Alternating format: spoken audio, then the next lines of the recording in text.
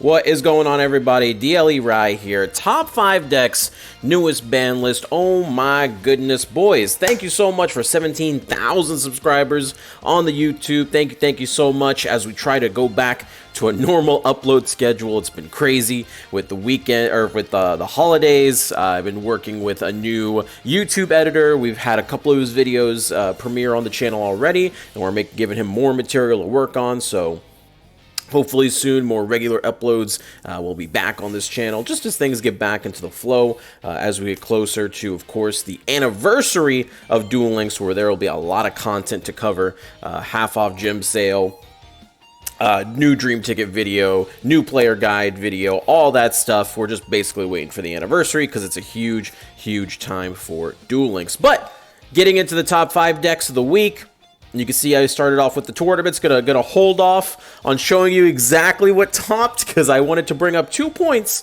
while we parse this data, if you will. Number 1, this is with the new, pretty much every tournament here was with the new Harpy ban list enabled. So Harpy's Hunting Ground did receive that nerf, and because we cannot emulate that nerf in official community tournaments, we essentially have to outright ban the skill, which means that the data that we're getting is gonna be pretty skewed until the Harpy nerf fully goes through. So we're basically in a mini meta for a month.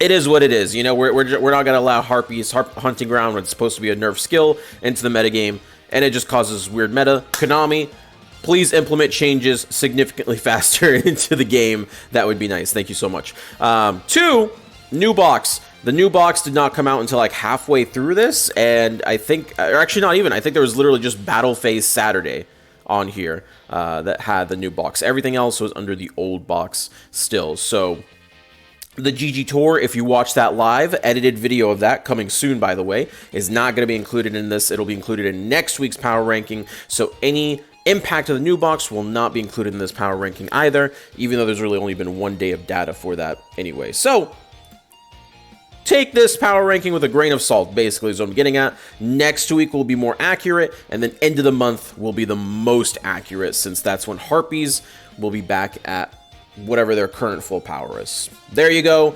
There's the intro. It's long, I'm sorry, but had to get out of the way before people started getting crazy, because guess what, boys? Back row is back. That's right.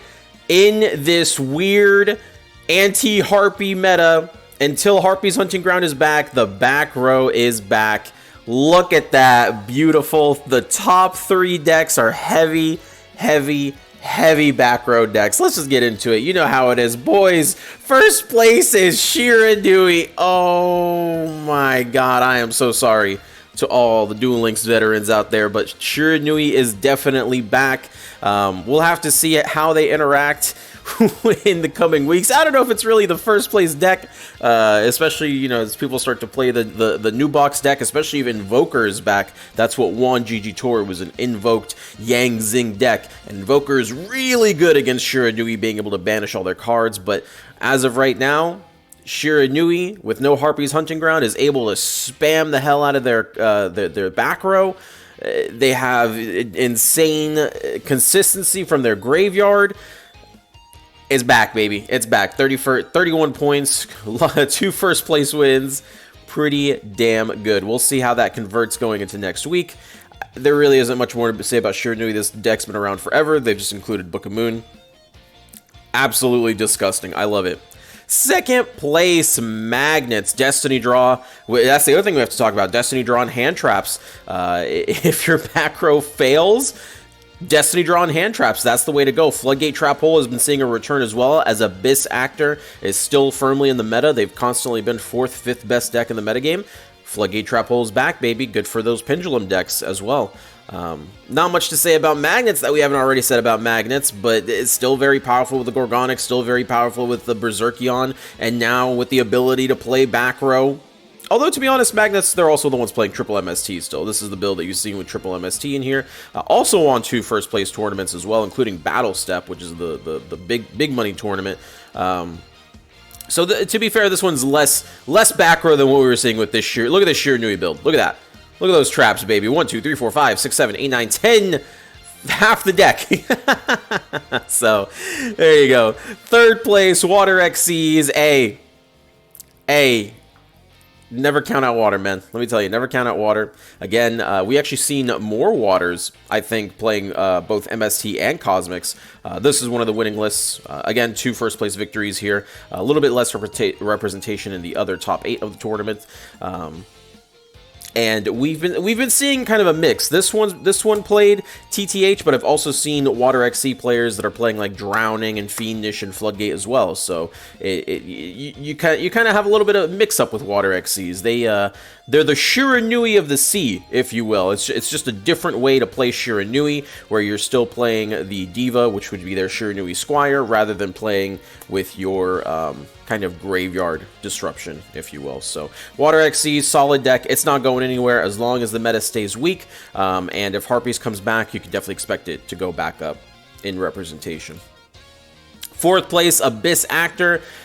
Actually using the new deck cards, by the way, using that Arc 5 Pendulum Dragon with the Sky Iris. Finally, some good stuff with it.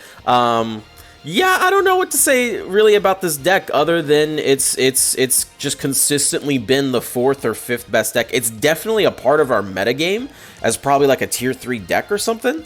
The Sassy Rookie, it in itself, being able to stall out certain decks is like keeping certain decks out of the metagame. Like, you might be wondering, okay, the meta is so weak, why isn't Melodious kind of coming back? What does Melodious do against a normal summoned Sassy Rookie just in defense mode? You know, you have to destroy it twice. Bloom Diva can't destroy it. You go in to swing it with Score. What are you really supposed to do? You know what I mean? So in a weird way, it's keeping certain weaker meta decks like Melodious out, while it itself is not, like, it's a pendulum deck, so it's kind of struggling to get anywhere. And even with Harpies gone, because a lot of people are like, oh, Harpies Hunting Ground, it's going to go away, and then, you know, no problem. People are now starting to play Floodgates, and Floodgate Trap Hole destroys this deck. So, I don't know. I think I would love to see that one card that pushes Abyss Actors into becoming that really, really good pendulum deck. But at the same time, I'm satisfied with this deck, right? It's a pendulum deck. It's been consistently top 5 in power rankings. This is the first successful pendulum deck Duel Links has seen. Let's get more pendulum decks in here. Let's buff this pendulum deck. Love Abyss Actors. I love what they do. Let's keep going. I love that they're playing the new cards as well. I think that's fantastic. And 5th place, Destiny Hero. I think Destiny Hero will also kind of be one of those decks that flotates in the top 5 or so. It's kind of like Water XC, super basic deck, super basic strategy, but kind of a meta defender in its way, right? Searchable MST is good, but when your opponent's spamming triple back row, maybe not that good, because you don't have as many back row removal options. We've also started seeing more enemy controller in Heroes, using enemy controller to sack people. And that's really all the only difference. It's just Anki OTK. We've been seeing this since 2018. I would personally like to stop seeing Destiny Hero, but here they are, dude. It's still here. Still got that Anki OTK coming your way. We'll see if the econ thing catches on, but there isn't really that much more to say about Destiny Hero. They're just a solid deck in this meta, able to OTK you, and that's really all you need to win in said meta. And that is pretty much it, boys. You can see overall representation. Harpies still had second most entered. That's actually pretty good. We can talk about that. Second most entered deck, and they didn't reach top 5. That makes sense. People are testing out the Harpy nerf. You can see the conversion rate. Shiranui. Oh my god, look at this. Shiranui just absolutely disgusting here. How many even... Hey, listen, Shiranui was all the way down here at 37 with representation, and that fetish was really good with that conversion rate. That is nuts. Oh my lordy, 22%. Absolutely disgusting. And you can see here, you can see Harpies right under Destiny Hero. Still 6th, honestly, still 6th place after how many people were testing out the nerfs. And with them reaching the finals of GG Tour, which is the $500 tournament we had last week, or sorry, we had yesterday. The recording is the morning that I'm putting this up. it's still pretty crazy for Harpies. And if I had to guess what the meta is going to look like when Harpies come back, I think Harpies will kind of be that tier 2, tier 3 deck. I do think a lot of their power is going to be missing, and they're not going to be tier 1. I hope. I pray to God. They will be kind of like that tier 3, tier 2 deck that relegates decks like Shiranui from happening. And I don't think decks like Shiranui are going to survive past the official Harpy nerf. So let's quote that, someone clip it, and see if I'm right. I could be wrong, but I really do feel that way. I hope you guys enjoyed. More videos coming soon, more edited videos, more quality videos coming soon. Till next time, peace out, boys.